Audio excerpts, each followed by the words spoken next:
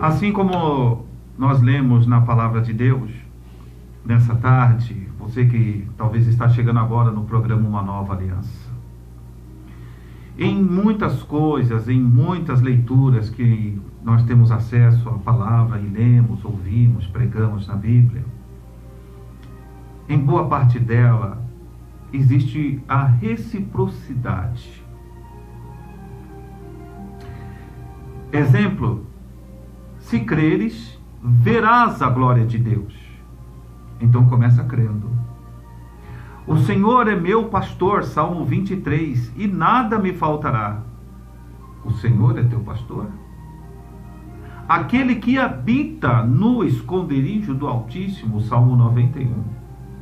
A sombra do Onipotente descansará, mas é para aquele que habita no esconderijo do Altíssimo.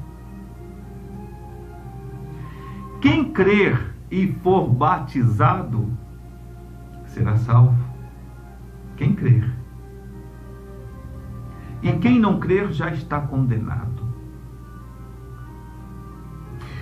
Deus falando com Josué: esforça-te e eu te ajudarei. Como que começou o versículo? Esforça-te. Irmãos, nós poderíamos falar diversos versículos, passagens, que existe essa reciprocidade. O cego Bartimeu clamou, e depois do clamor foram até ele e falaram: tem de bom ânimo, o mestre te chama. Aquela mulher do fluxo de sangue chamou a atenção de Jesus. De que forma? Alguém me tocou.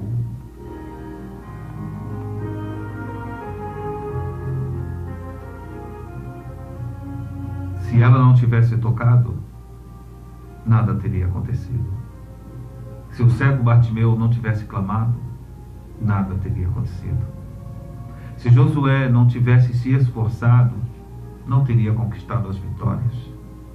E nós, o que fazemos para recebermos o que precisamos e necessitamos?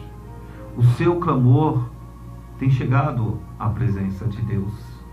Por isso você está alegre louvando a Deus. Mas talvez você que está nos ouvindo nessa tarde está se perguntando: por que as coisas não acontecem? Por que as coisas não acontecem na minha vida? Estou precisando, estou necessitado, estou enfermo. E aqui nós vamos falar e refletir um pouco sobre esta mulher da palavra de Deus.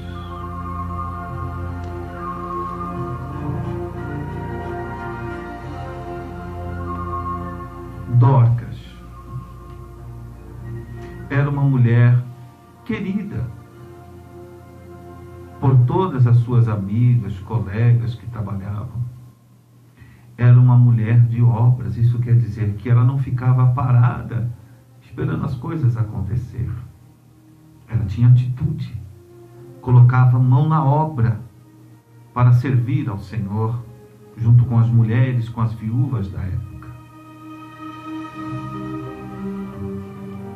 E ela veio a ficar enferma, ficar doente, e chegou a falecer. E o povo de Lídia ficou sabendo que Pedro estava em Jope, que é próximo, e mandaram avisar a ele depois que ela estava morta. Eu faço uma reflexão junto com vocês nesta tarde. Estar morta é como tudo estivesse perdido. Não há mais chance.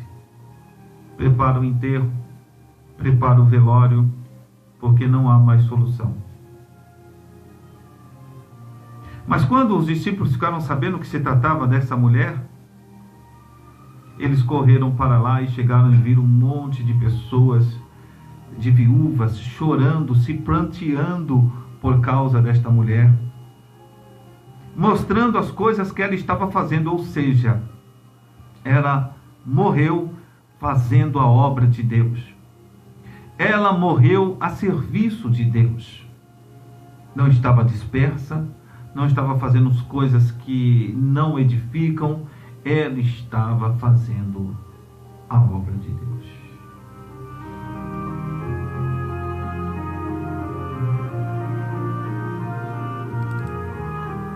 Enfim, Pedro mandou todo mundo sair da sala, como nós lemos. Ele orou a Deus. Deus ainda tinha um plano na vida daquela mulher, porque quando ele orou e disse: levanta-te, aquela mulher abriu os olhos e se levantou e ficou olhando para Pedro. Pedro chamou a todos, e é como se o Senhor dissesse para nós nessa tarde: aquilo que está perdido, aquilo que está morto na tua vida, ainda pode ressuscitar. Sonhe os sonhos de Deus.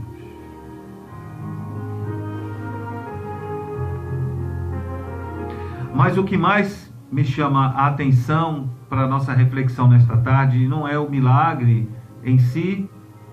O poder de Deus é inexplicável, porque Deus ele faz, mas por mais que Deus muitas vezes faça, o povo ainda não despertou.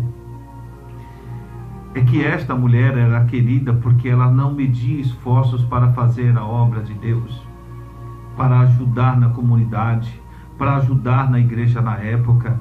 Muitas pessoas querem fazer a obra de Deus, mas você sabe que muitos pensam em como fazer a obra de Deus? Pregando, cantando. E eu digo para vocês, meus amigos, meus irmãos, tem tanta coisa para fazer na obra de Deus que você não pode nem imaginar. E isso está em tuas mãos, isso você pode fazer. E ali, ela ajudava na obra, ela ajudava com os discípulos, ela ajudava com todo o seu esforço, a sua dedicação e o seu amor, porque aquele que conhece a Cristo tem amor pela obra. Aquele que quer servir a Deus está à disposição do que Deus quer que ele faça na obra, e não o que ele quer fazer para Deus na obra. Há um engano muito grande de pensar que tudo que nós fazemos numa igreja, estamos fazendo a vontade de Deus. Às vezes Deus tem outro plano para a tua vida, além daquilo que você pode imaginar e pensar. Por isso, nessa tarde de bênção, de vitória, eu quero dizer para você que todo esse trabalho que ela fez foi recompensado. De que forma? Ela voltou à vida e deu testemunho de que vale a pena servir esse Deus. Ela estava morta, deitada, e o discípulo Pedro, o apóstolo Pedro, disse: levanta-te. Então todo aquele que serve a Deus, ele não fica prostrado. Aquele que está na obra de Deus não morre. Aquele que está a serviço do Senhor, os anjos do Senhor acampam ao redor dos que o temem. A reciprocidade é essa, que ela estava fazendo a obra de Deus, e aquele que está fazendo a obra de Deus, ele não vai ficar sem resposta, não vai ficar sem retorno, porque tudo que ele faz, com certeza, estará sendo visto pelos olhos do nosso Deus. Não é em vão teu trabalho, meu irmão. Não é em vão teu trabalho, minha irmã.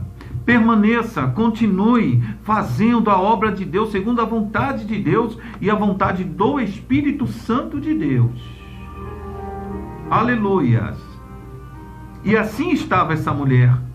Era uma serva, esta era uma serva do Senhor, não só por nome, por fachada ou pela indumentária, não. Ela estava a serviço, tanto é que as viúvas mostraram para Pedro, olha o que ela estava fazendo, olha as túnicas que ela estava fazendo para receber as pessoas, para receber os obreiros que evangelizavam na época. Por isso, Deus deu para ela uma nova chance e não permitiu que ela ficasse prostrada, porque aquele que está a serviço de Deus, ainda que morra, viverá.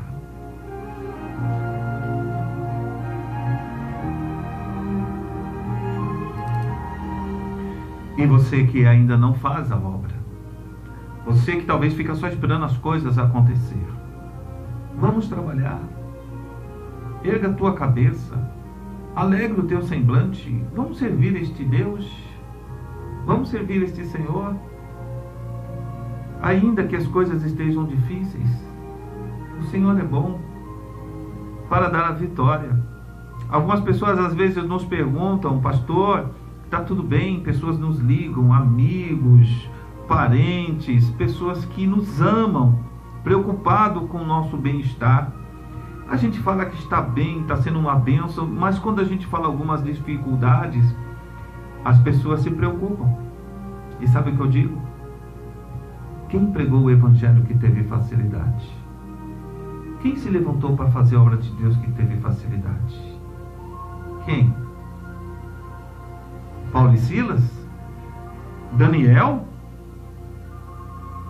Quem se levantou para fazer a obra de Deus que teve uma vida tranquila? Jesus? Então, irmãos, louvado seja o Senhor. Deus é por nós. E quem será contra nós? Deus abençoe a sua vida.